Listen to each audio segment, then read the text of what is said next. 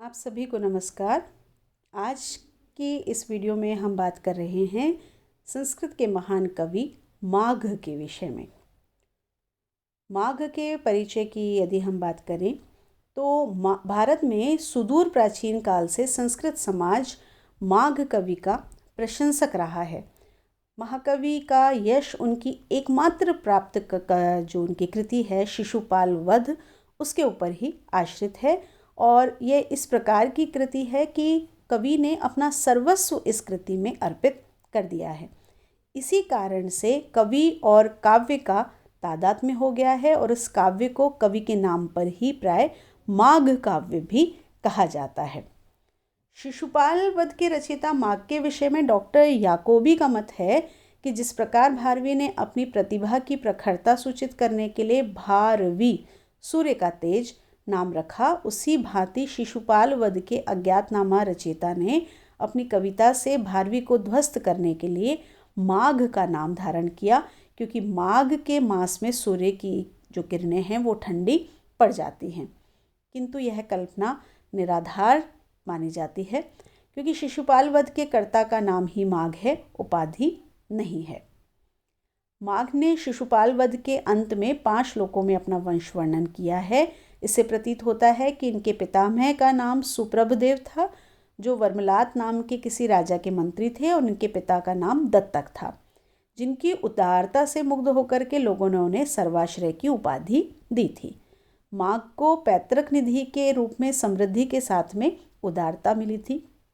माघ के जीवन की घटनाओं का पता भोज प्रबंध तथा प्रबंध चिंतामणि से लगता है। दोनों में प्राय एक जैसी कथा दी गई है। माघ के दादा सुप्रभदेव वर्मलात नामक राजा के, जो गुजरात के किसी प्रदेश का शासक था, प्रधानमंत्री थे। अतः माघ कवि का जन्म एक प्रतिष्ठित धनाढ्य ब्राह्मण कुल में हुआ था। इनके पिता दत्तक बहुत बड़े विद्वान थे और दानी थे।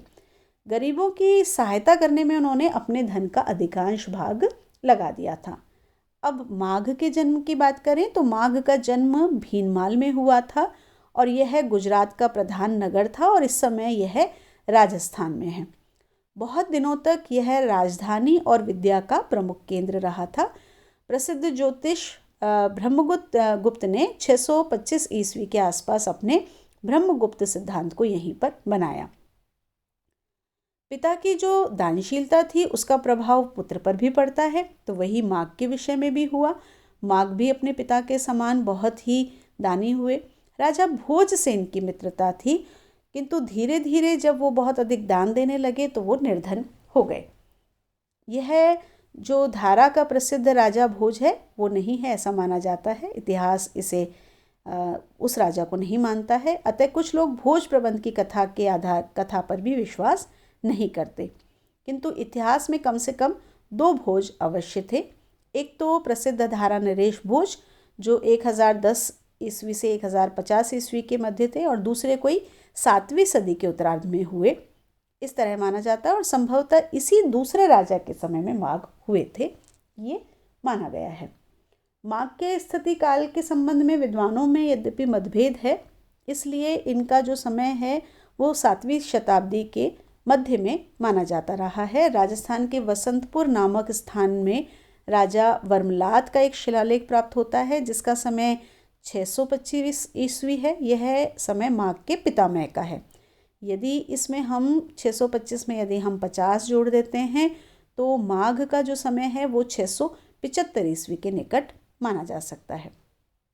शिशुपाल वध के द्वितीय सर्ग में एक श्लोक प्राप्त होता है, जिसमें माघ के काल निर्धारण में एक बहुत बड़ी सहायता प्राप्त होती है। अनुत्सूत्र पदन्यासा सद्वृत्ति सन्निबंधना शब्द विद्येव नो भांति राजनीतिर पस्पशा। यहाँ कवि ने राजनीतिक विशेषता को बताते समय उद्धव के कथन में राजनीति एवं शब्द विद्या दोनों का प्रयोग एक साथ श्लिष्ट उपमा के रूप में किया है। इसमें काशी का वृत्ति जो 650 ईस्वी की है तथा उस पर जिनेन्द्र बुद्धि रचित न्यास ग्रंथ जो 700 ईस्वी का है, उन दोनों का संकेत है। इससे ये ज्ञात होता है कि शिशुपाल वध की रचना 700 ईस्वी के बाद की हुई है, क्योंकि इन्होंने अपने ग्रंथ में जब इन दोनों का उल्लेख किया है तो उनका जो ग्रंथ है वो इन दोनों के उपरांत का ही होगा। सोमदेव का जो यश तिलक चंपू है जो 959 ईस्वी का है, उसमें भी माघ का उल्लेख प्राप्त होता है। और ध्वन्यालोक में शिशुपाल वध के 2 श्लोक उद्धृत किए गए हैं। शिशुपाल वध पर भारवी और भट्टी दोनों का ही प्रभाव दिखाई देता है। इन सब से ये स्पष्ट होता है कि इनका समय 7वीं शताब्दी उत्तरार्ध होना चाहिए। माघ की जो ख्याति है वो 800 ईस्वी के लगभग कर्नाटक तक जहाँ पहुँची थी। वहाँ के राजा नृपतुंग जो 814 ईस्वी के थे, उन्होंने कविराज मार्ग नामक अपने ग्रंथ में माघ की प्रशंसा की है। इससे भी अनुमान होता है कि शिशुपाल वध 750 ईस्वी तक प्राय सारे भारत में कीर्ति प्राप्त कर चुका था।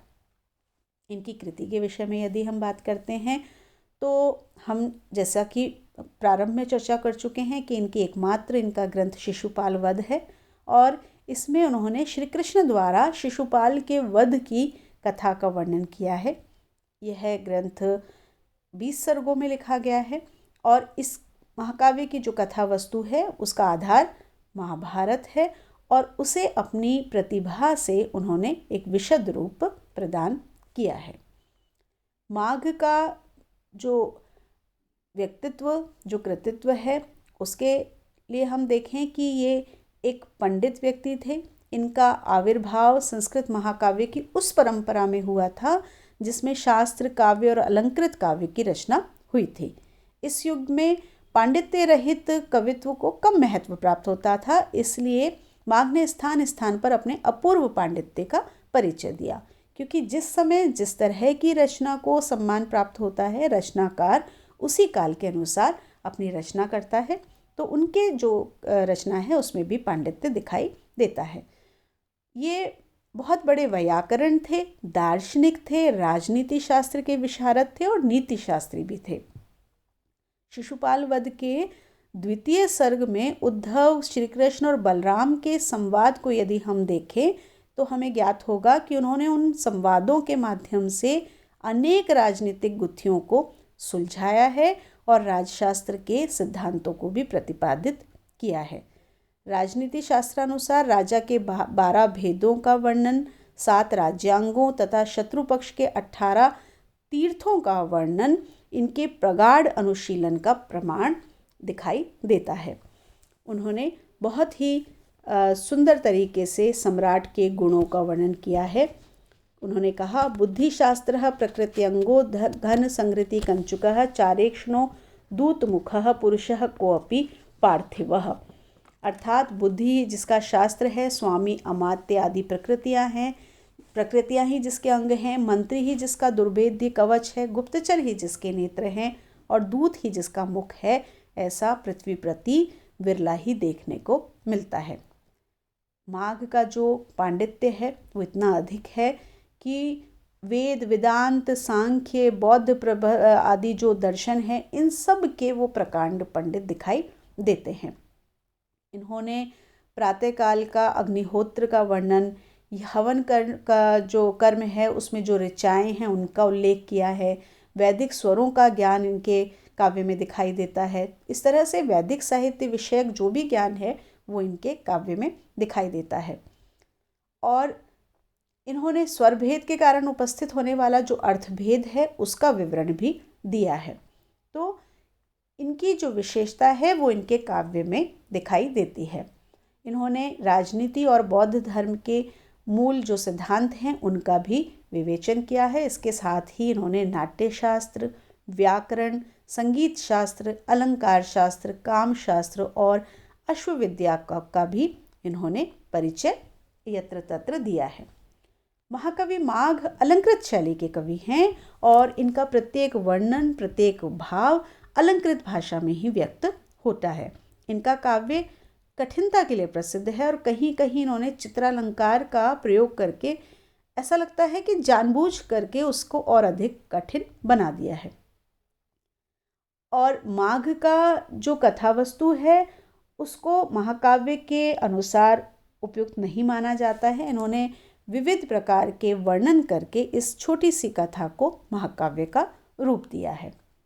महाकाव्य के लिए प्रासंगिक वर्णनों का संतुलन और मूल कथा के साथ उनका संबंध होना चाहिए। शिशुपाल वध की जो कथा वस्तु है उसमें चतुर्थ से लेकर त्रयोदश सर्ग तक का वर्णन अप्रासंगिक सा दिखाई देता है। मूल कथा प्रथम, द्वितीय, चतुर्दश और 20वें सर्ग तक ही सीमित रहती है। कवि ने अप्रासंगिक गौण वर्णनों पर अधिक ध्यान देकर के रचना के कलेवर में वृद्धि की है। अगर निष्पक्ष आलोचक की दृष्टि से यदि देखें तो यह माघ के काव्य में एक बहुत बड़ा दोष दिखाई देता है और शिशुपाल वध के वीररसपूर्ण इतिवृत्त में अप्रासंगिक श्रृंगार लीलाओं का पूरे 6 सर्ग में जो विस्तार से वर्णन किया गया है उससे ऐसा लगता है कि जैसे किसी पुरानी सूती रजाई के मध्य किसी रेशम की बढ़िया थिकली लगा दी गई हो, इस तरह से दिखाई देता है। माघ का श्रृंगार प्रबंध प्रकृति का न होकर के मुक्तक प्रकृति का अधिक दिखाई देता है।